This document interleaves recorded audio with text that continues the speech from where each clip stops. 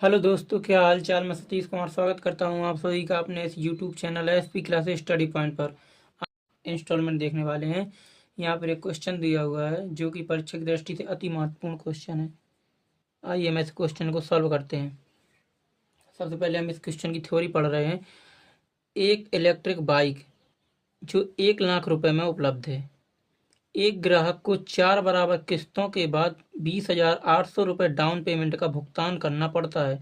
यदि ब्याज की दर 25% प्रतिवर्ष साधारण ब्याज है तो 4 वार्षिक किस्तों की गणना करें। यहाँ पर हमें पिछले वाले क्वेश्चन की तरह डाउन पेमेंट पर ही ये क्वेश्चन दिया गया है। यहाँ पर एक बाइक है जिसकी कीमत है 1 लाख रुपए। एक व्यक्ति है जो मार्केट जाता है और उसकी बाइक की कीमत है 1 लाख रुपए, जिसमें से वो 20,800 रुपये जमा कर देता है। दरअसल मतलब 1 लाख रुपए है कीमत बाइक की, जिसमें से वो व्यक्ति 20,800 रुपये जमा कर देता है। तो हमारे पास चुकाने के लिए कितने रुपए बचे? तो 79,200 रुपये ये हमें चुकाने के लिए बचे हुए हैं अमाउंट। और बाइक की कीमत क्या थी? ये है। ये हम डाउन पेमेंट कर चुके हैं। तो अब हमें इस राशि को 4 बराबर किस्तों में 4 वर्ष में चुकाना 25% सिंपल इंटरेस्ट की रेट पर। तो सबसे पहले हम देख सकते हैं कि जो हमें प्राइस दिया हुआ है बाइक का, वो दिया हुआ है हमें 1 लाख रुपए।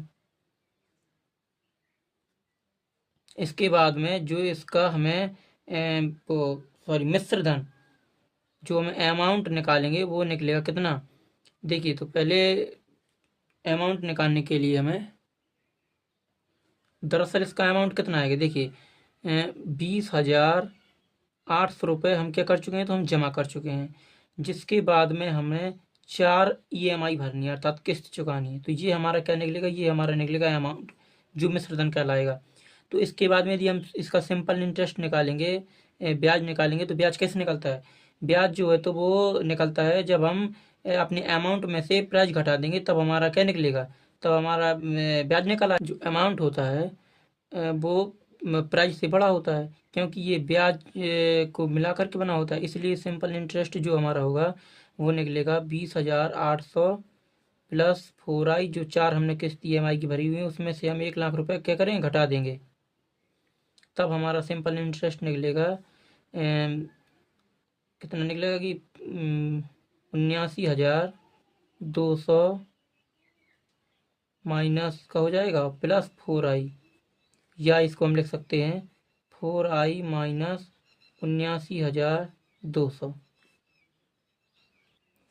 तो अब हम देखते हैं सिंपल इंटरेस्ट बराबर निकालेंगे। देखिए, तो ब्याज हमारा ये निकल चुका है, तो ये 4i जो 4 हमारी किस्त हो गई, और जी 79,200 रुपये जो मैंने डाउन पेमेंट में जो 20,800 रुपये जमा कर दिए हैं, उसके बाद में ये राशि बची हुई है। तो सिंपल इंटरेस्ट बराबर होता है SI बराबर होता है PRT/100। इस फॉर्मूले से हमने ज्ञात करेंगे। तो जो हमें प्राइस दिया हुआ है, तो अब उस ब्याज किसके ऊपर लगेगा? 79,200 पर। तो ये जो 79,200 है गुणे R, देखिए अब जो ब्याज है वो 79,200 पर 1 साल लगेगा, क्योंकि जो इंस्टॉलमेंट होती है उस पर हम पैसे जमा करते रहते हैं। जिस वार्षिक रूप से है तो हर एक साल में जमा करेंगे इंस्टॉलमेंट अपनी। तो उसी तरह से यदि जैसे हमारा 79,200 रुपये चुकाने के लिए है, तो पहली साल हमें लगेगा 79,200 पर, ठीक है। और जो दूसरी साल लगेगा ब्याज हमें, वो लगेगा 79,200 में से वो घटाना पड़ेगा जो हम पहली साल जमा कर चुके हैं। तो 79,200 हमारी किस्त है। इसमें से देखिए रेट हमारी दी हुई है, दर दिया हुआ है हमें 25%, और समय दिया हुआ है। देखिए 79,200 कितना लगेगा 1 वर्ष के लिए बटे 100। अब जो ऐड हो जाएगा, अब देखिए 79,200 माइनस फर्स्ट इंस्टॉलमेंट जो हम क्या कर चुके हैं? जमा कर चुके हैं। यहाँ पर जी जमा कर चुके हैं, तो वो इसमें से घट जाएगा। तो ये हो जाएगा गुणे 25% बटे 100, 1 साल इस पर ब्याज लगेगा, प्लस 79,200 मल्टीपल 25, 1 साल इस पे ब्याज लगेगा, माइनस 2 इंस्टॉलमेंट, 2 इंस्टॉलमेंट यहाँ पे घट जाएंगे बटे 100 plus 79,200 minus 3 installment multiple by 25 गुणे 1/100। अब आप कहेंगे कि हमने समय एक ही वर्ष प्रत्येक बार क्यों लिए। देखिए जो 79,200 है इसमें पहली साल ब्याज लगेगा, लेकिन जो दूसरा ही वर्ष है, क्योंकि पहली वर्ष हम एक इंस्टॉलमेंट जमा कर चुके हैं, तो जो हमारा रुपये बचा हुआ है 79,200 उसमें से पहली इंस्टॉलमेंट घर जाएगी और उस पर जो ब्याज लगेगा उस पर भी ब्याज एक ही साल का लगेगा। मतलब कि जो फर्स्ट इंस्टॉलमेंट घटाने के बाद पे जो हमारी राशि बची उस पर एक साल का ब्याज हमें देना पड़ेगा, क्योंकि जो इंस्टॉलमेंट होती है उसमें प्रत्येक वर्ष अलग अलग ब्याज लगता है, क्योंकि हम प्रत्येक वर्ष अपनी EMI भरते रहते हैं। तो इसी तरह हम आगे सॉल्व करेंगे इसे। 4i माइनस 79,200 बराबर, अब देखिए 79,200 79,200 79,200 4 टाइम है, तो दरअसल 79,200 कितनी बार आएगा, 4 बार। अब एक इंस्टॉलमेंट, दो इंस्टॉलमेंट, तीन इंस्टॉलमेंट और एक ये 3 इंस्टॉलमेंट, तो टोटल कितनी 6 इंस्टॉलमेंट हो जाएंगी, 6 आई। अब ये तो सब इसमें कॉमन हो जाएगा, ये इसका ये वाला पार्ट, इसका ये पार्ट, इसका ये पार्ट, तो ये कॉमन हो जाएगा, तो ये यहाँ पे मल्टीपल पे आ जाएगा। क्या हो जाएगा, मल्टीपल पे गुणे 25 गुणे 1/100। तो अब आप देख सकते हैं, या फिर इसके एक मेथड और है, जिस तरह मान लीजिए इनको 4 बार अलग अलग तरह से लिखने से अच्छा है कि इसको एक बार लिख लिया। कितनी बार लिखा है, 4 बार। अब सबको 4 बार मतलब कि अलग अलग ब्याज देने से अच्छा है इसको 4 बार निकाल करके टोटल इंस्टॉलमेंट जो हमारी आई हुई हैं उनमें से एक ही वर्ष में सबका दे दिया जाए, तो इस तरह से भी ये निकल सकता है। तो अब इसमें मल्टीपल हो जाएगा, देखिए पहले।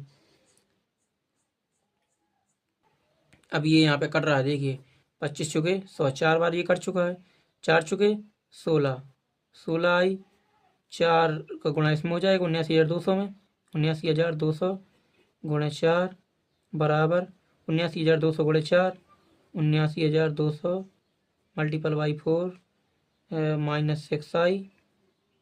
एक का गुणा होगा तो ये तो सेम ही रहेगा, इसीलिए मैंने लिख दिया यहाँ पे। तो देखिए यहाँ पे 6 आई है, यहाँ पे 6 आई है, और 16 आई और 6 आई, दरअसल ये हो जाएगा कितना हमारा, तो ये हो जाएगा हमारा 22 आई, 22 आई ये हो जाएगा हमारा। और अब देखिए 79,200 4 बार यहाँ पर है, 79,200 4 बार यहाँ पर है, तो दरअसल ये कितने बार हो जाएगा, तो यहाँ पे हो जाएगा 79,200 मल्टीपल बाई 8 टाइम हो जाएगा। तो आई बराबर हमारा क्या निकल आएगा, आई बराबर हमारा निकलेगा 79,200 गुणे 8/22। अब ये हमारा कट रहा है, देखिए 4 दूना 8 और 11 दूना 22। अब ये 11 से कट जाएगा, देखिए 11 7 70, 2 बचा, 11 दूनी 22, डबल जीरो हो जाएगा यहाँ पे। तो हमारा जरा आई बराबर आ जाएगा ये 0 0, 4 दूना 8 और 7 चौके 28, 28,800। तो 28,800 कहाँ पर है, ये हमारा आंसर 28,800 आंसर, दैट्स ऑल। तो हम आशा करते हैं आप सभी क्वेश्चन समझ में आया होगा। यदि यहाँ पर भी ना समझ में आया हो तो हमें कमेंट में जरूर बताएं, हम दोबारा आपको समझाने की कोशिश करेंगे। धन्यवाद।